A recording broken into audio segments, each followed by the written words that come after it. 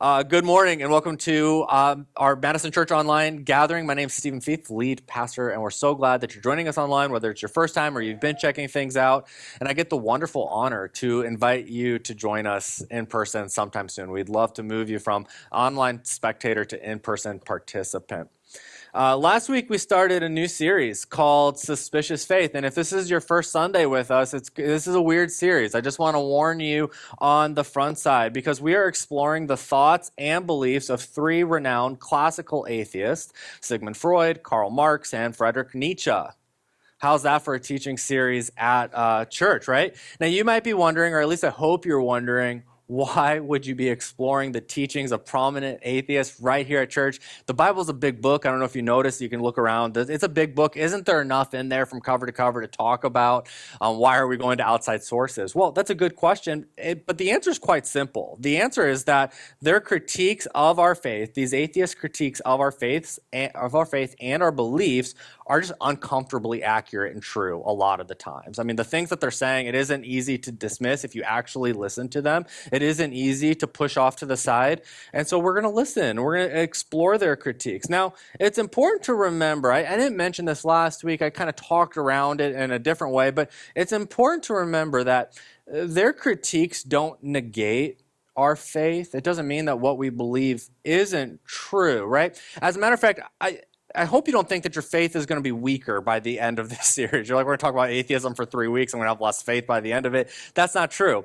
If I do my job well, I think your faith is actually going to be stronger. It's going to be stronger at the end of this if I do it well. And if you get to the end of the series and your faith isn't stronger, there's one person to blame. It's me. It's not the classical atheist, okay? So I'm just going to take responsibility on the front end here. Their critiques invite us to engage, really, honestly, in a thoughtful self-examination and consider how the beliefs, like what do you believe? What do you believe about God, about Jesus, about life and sin and the afterlife? They invite us to do a self-examination. Do the things that we believe actually come from Jesus' teachings, or along the way of following Jesus, having faith, going to church, did you pick up some extra bits along the way?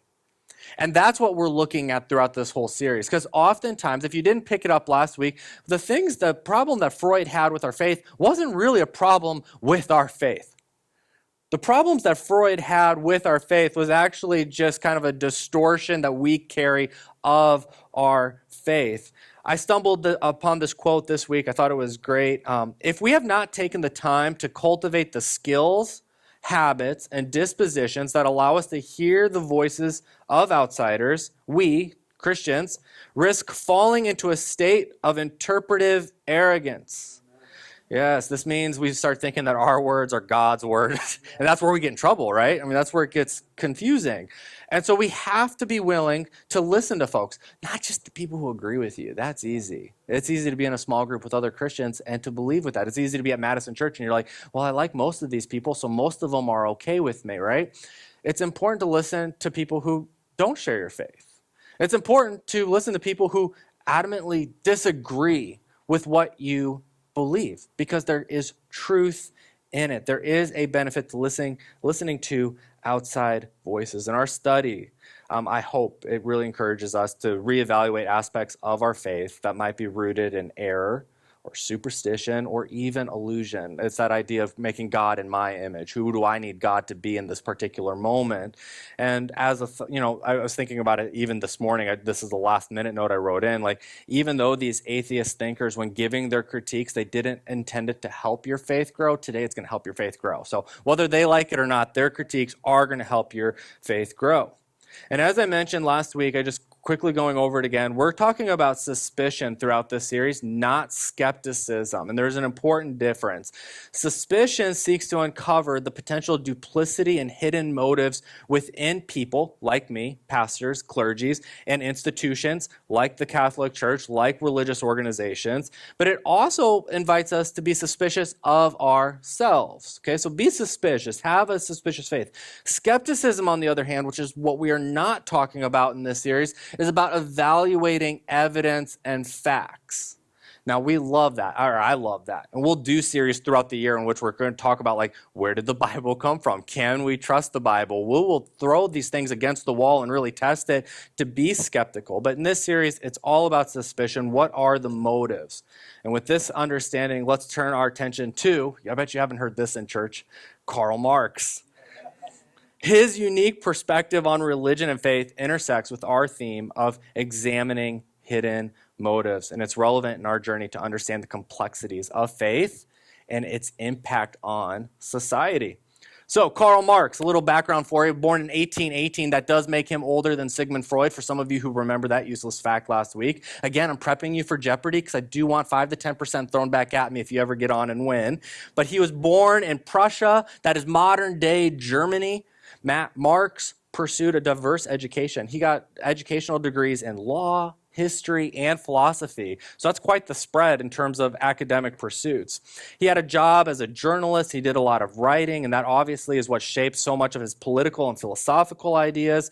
But what he's probably most known for, besides his atheism, is partnering and collaborating with Frederick Engels in Paris in 1843. And 5 years later, a very influential and popular book came out called The Communist Manifesto. That came out in 1848.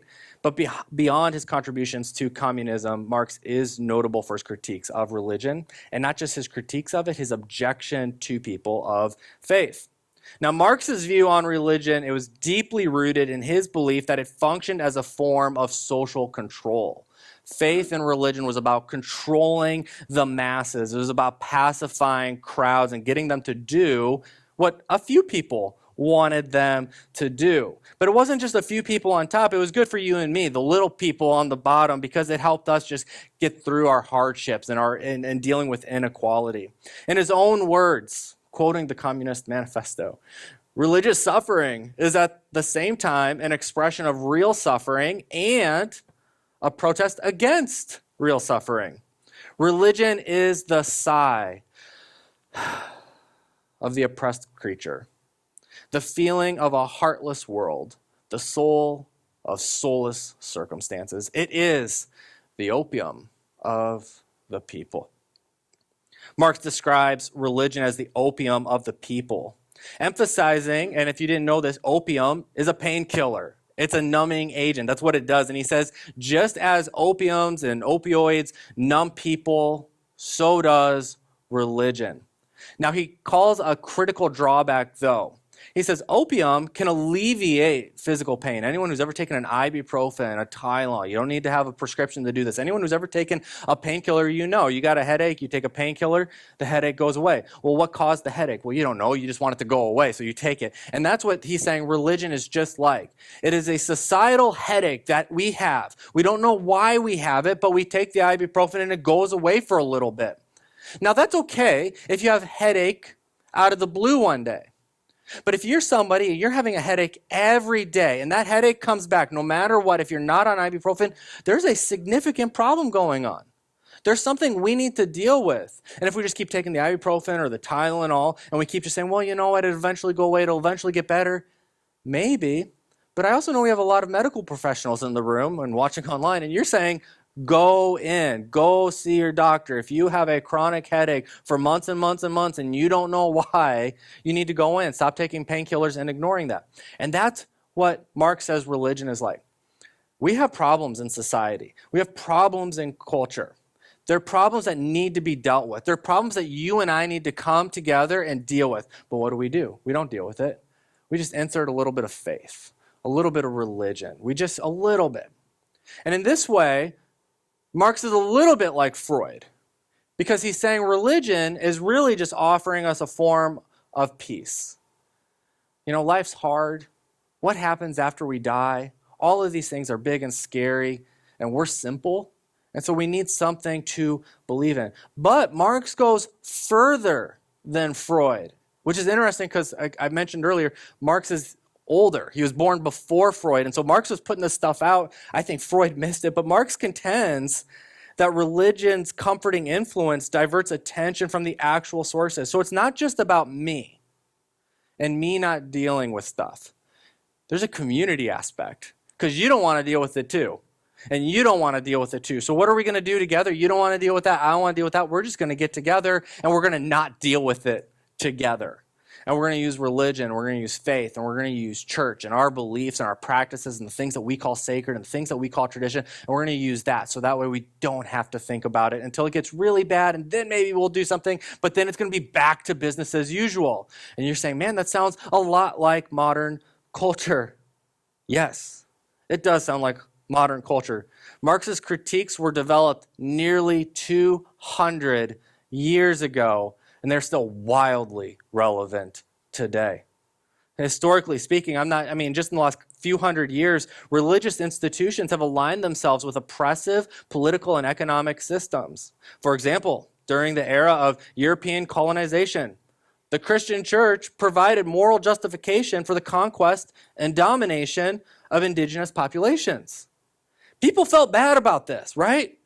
They came to this new land. We're taking this land from people. We're killing them. We're slaughtering them. They're doing a whole bunch of other things. And we're starting to feel guilty about this. We don't know if it's right. What do we do? Religion, faith. God wants you to take this land. Aha. So even though I feel guilty and ashamed about it, it's okay because the religious people says it's okay. So that's what Marx is talking about. And this highlights, it's not just manifest destiny, it's not just slavery and justifying slavery with the Bible. It highlights how the Bible has been selectively interpreted to justify discrimination for centuries. People will rip specific verses out of context to support their views on gender inequality, homophobia, racial discrimination. And they know that they shouldn't. They feel guilty about the hate that they have inside of them. So what do? They open the Bible. They try to find a verse. Aha, religion. There's my hit. There's my Tylenol. There's my ibuprofen. Now I can numb out and not think about this until it wears off. And then I'll come back for another hit. Marx would look at our society and look around at the Christian church the last 4 years, the last 8 years, the last 12 years. He would look at us and say, see, I told you. Religion's a farce. Because instead of dealing with issues of inequality and exploitation, both corporately and economically, but also individually and personally, the Christians don't care. They don't care at all. They go to church on Sunday. They do church on Sunday, but they aren't the church. Marx would say they live one way on Sunday, and the minute they leave, they live a different way. They just need that hit at church, that 1 hour to just numb them out for the rest of the week. Marx would say they believe in Jesus. They read in the Gospels, there's this Jesus. They believe he walked the earth. They believe he was the Messiah. He says, but they don't follow Jesus. So who cares? Etc., etc., etc. This is Karl Marx's critique of the Christian faith. Now, we know that's not how we should live our Christian faith out. We know that's not how other people should live it out. And yet we have to acknowledge that is how many of us and many other believers live out their faith. So let me say, Marx is right. Faith can be an opium, but it should not be. So how do we remedy this? There are two stories we can look at from thousands of years ago, way before Jesus came on earth, that shows us this conflict occurring before Marx was born, before Freud was born, before any of us were born, again, before Jesus was born. And we see this tension of people using religion to ignore problems. And the first story is found in Psalm 82. If you want to follow along in your own Bibles, I'll have the words on the screen in a moment. But the scene is that there's a heavenly court. We're in heaven. God is there, and God is surrounded by those who are giving divine justice on earth. This is maybe a little bit more like a story, an allegory of sorts going on here, okay? And so in the story, there's these divine beings who are giving justice on earth, but something is wrong. God observes that the divine beings are falling short of their sacred duties. You might be asking, what are these sacred duties? I mean, if God has divine beings on earth, these got to be pretty sacred duties, something that he only trusts with those he's really close to. Well, it's to uphold justice and to protect the vulnerable. And they're not doing it. And so then God says, I'm quoting Eugene Peterson's The Message paraphrase, enough. You've corrupted justice long enough. You've let the wicked get away with murder. You're here, referring to them. You're on earth to defend the defenseless, to make sure that underdogs get a fair break. Your job is to stand up for the powerless and prosecute all those who exploit them. In this story, God is the divine judge. He's the judge of judges, and he calls them out. He addresses them. He confronts them, reminding that they have a holy, a sacred calling. You were meant to be champions of the weak. You were supposed to be defenders of the fatherless. You were to be protectors of the poor. You were supposed to rescue the oppressed from the clutches of wicked. And they just weren't doing that. They weren't doing the one thing that they were put on earth to do. And Psalm 82 ends with God saying, the end is near. You're going to be held responsible for this. You're going to be held accountable for this. Just like everyone else is, so will you. Just because you were in a position of power and you were given the authority to judge doesn't mean you're not still under the scope of my judgment. And he assures them, because you have done so wrong in my eyes, I will hold you accountable. This psalm serves as a potent reminder of the profound responsibility that those who are in positions of authority and power have. Just how big of a responsibility that we have to uphold justice and protect the vulnerable. Now, Marx would look at this story, and he would look at the divine judges, and Marx would say, yes, that's what faith and religion is.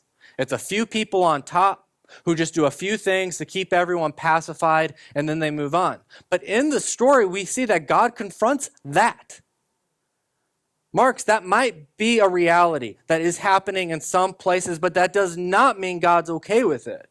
That's not God's vision. That's just what's happening. And it doesn't mean God's sitting on his hands. In the story, what we see, you walk away with this idea that God calls people accountable. He calls them forward. He has them step up. And so while Marx might say, well, people, religion, God says it's not supposed to be this way. Now, there is a contrasting story in Psalm 72. So go back 10 chapters if you're following along. This time, it's King Solomon. King Solomon in this one approaches God in prayer. He's becoming the king of this nation. His dad is King David, or was King David, passed away. Those are really big shoes to fill, because Israel didn't have a great king ever before David. And David steps up, and you go from never having a great one to like David being the OG. I mean, he's just the GOAT. I mean, just the greatest of all times. And so he's kind of like trying to live up to his dad's expectations. And I love the prayer that Solomon prays. He says, give your love of justice to the king, referring to himself, O God, and the righteousness to the king's son. Help him judge your people in the right way. Let the poor always be treated fairly. Help him to defend the poor, to rescue the children of the needy, and to crush their oppressors. He will rescue the poor when they cry to him. He will help the oppressed who have no one to defend them. He feels pity for the weak and the needy, and he will rescue them. He will redeem them from oppression and violence, for their lives are precious to him. This is a humble prayer from a guy who's trying to get it right. And for those of you who grew up going to church and Sunday school, you know that Solomon ends up screwing up anyway. But it's really a great start in how he wants to be. And for a while, under Solomon's rule, the kingdom thrives. It's not until he begins to turn away from God that things go badly for him. But while he's following God and he's prioritizing the oppressed and the defenseless and the fatherless, things thrive. Things are blessed. God gives him his favor. He acted as a shield to people who needed protection. And this is the faith that Marx couldn't have comprehended was real. That's the sort of faith that Marx doesn't have a box for. He says, no, it's just supposed to numb you. And what Solomon is saying is, I don't want to numb people, I want to fix problems. He's saying, I don't just want people to get by. He says, I'm going to stand up. I'm going to do work. I'm going to get my hands dirty. My feet are going to leave the castle. Everything, you reread it, highlight it, fact check me all you want. These are all action-based things that Solomon is praying. I will do this. God, help me do this. God, help this be my will. And ultimately, these two stories, one set in heaven, the other one on earth, are contrasting reminders of the profound impact that leadership has. But it's not just people in leadership. It's you and it's me. And the areas of our lives that we live in and we go to work in and the neighborhoods we live in, we also have a responsibility, like Solomon, not just to pray the right words, but to do the right things. If you don't believe me, we're going to go to a story of Jesus found in Luke 7, verse 22. John the Baptist is hearing all these things about Jesus. He's curious, is Jesus who he says he is? John sends a little posse to go check and see if he is Jesus, because he wouldn't lie to us, or would he? That's a different question. But John says, hey, you're going to go check. And they come to Jesus and they ask him, are you the Messiah? John the Baptist wants to know.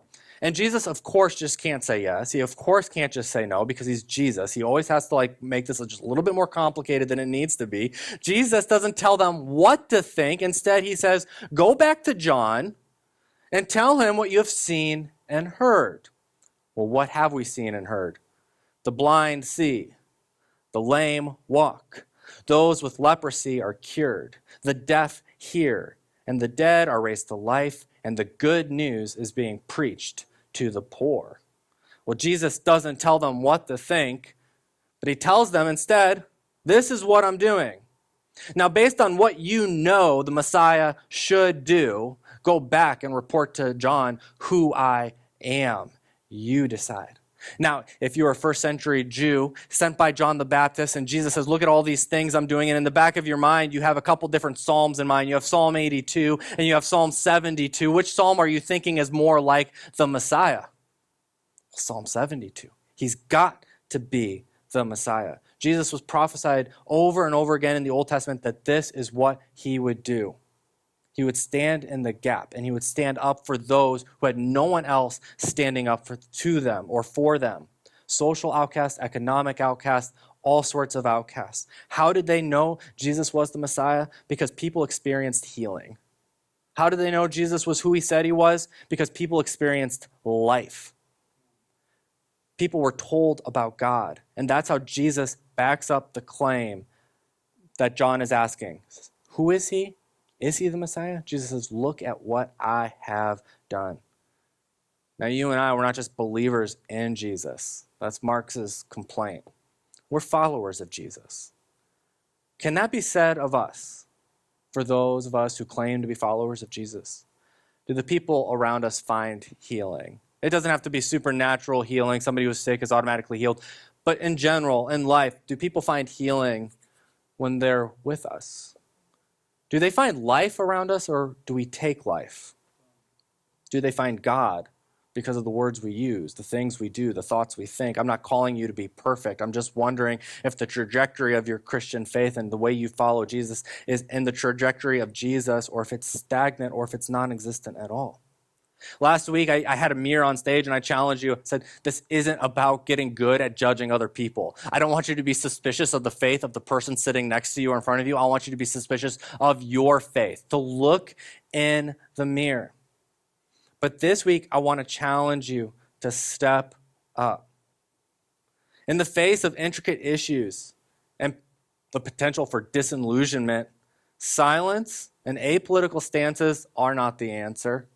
Don't hear me say I want you to be apolitical and I don't want you to be silent. If you're a follower of Jesus, he calls you to step up and to use your voice. To demonstrate the vitality and relevance of faith, we must become a force for change. We're not supposed to be a painkiller. We're supposed to be an irritant. We're not supposed to numb social injustices. We're supposed to irritate social injustices. We're not supposed to go on with discrimination and racism and everything else. We're supposed to stop it. We're supposed to irritate it. We should annoy the people who profit and enjoy and get gains on those systems. We should be their enemy. They should not like us, and we should be okay with that. The church, you and I, the body of Christ, we are a community of not just faith, but compassion. And we are called, every one of us, to take a leading role in not just confronting structures of oppression, but dismantling them in our society. And by embracing this challenge, we will transcend the cynicism. If you ever get cynical like I do, this is hard, but we can transcend cynicism when we see ourselves as agents of change, because we can embrace hope that God is working in us and through us. And so how do we do this? Because it sounds like such a big thing. Okay, well, how are we going to dismantle racism in a 30-minute talk on Sunday morning in an hour service in Madison, Wisconsin? Why didn't we do this sooner, Stephen? Like, those are great questions. Let's start small.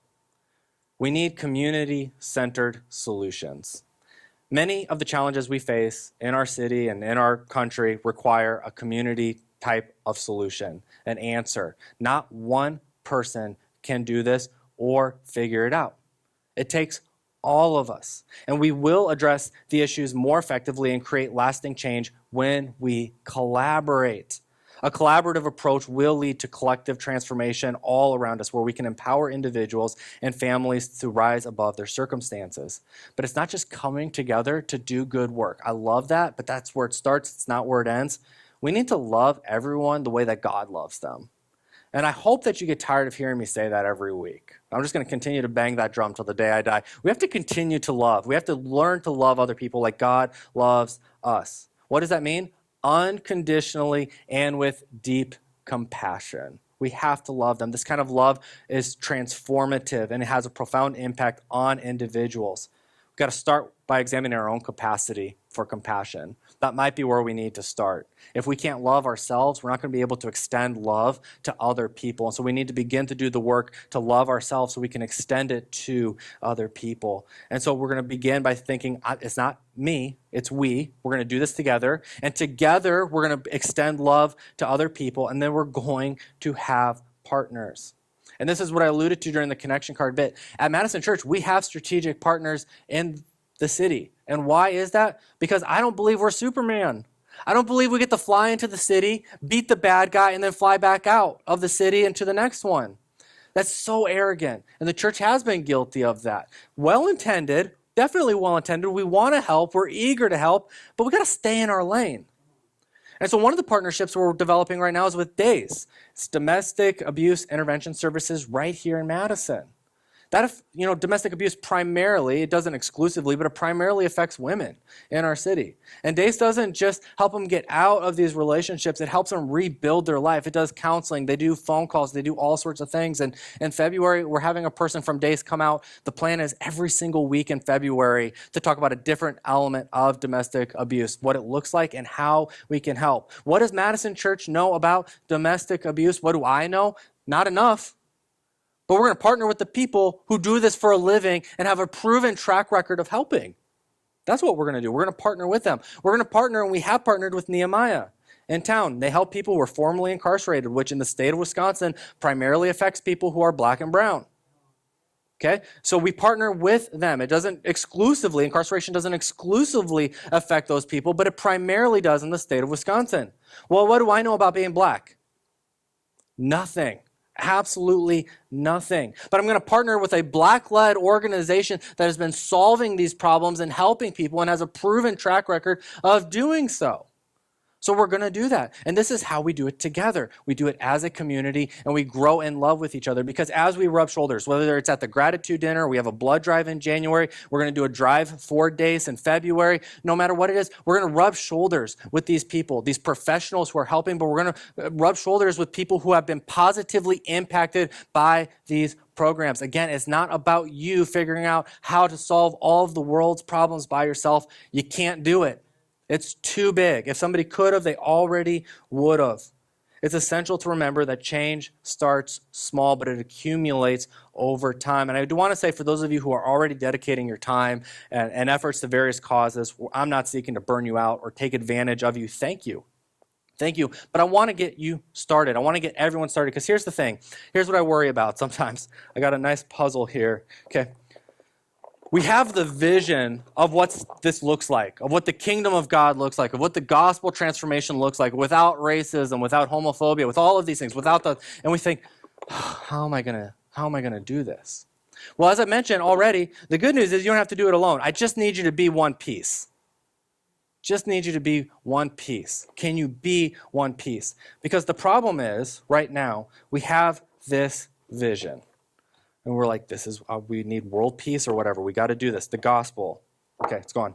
The problem is, we're only playing with half the box. And in some cases, we're not even playing with half the box. In some cases, we're playing with a fourth of the box. So if you're already in the box, thank you. Please stay in the box. We want to continue to partner together. But what I'm urging you, like empathetically and throwing puzzle pieces all over the ground, and if we don't find them all, some kid's going to be really upset upstairs. But we need you to just play your part, to just lay your piece on the table. I'm in. This is what I have to offer. Again, it's not to burn you out. You can't be two pieces, but be the piece that God created you to be.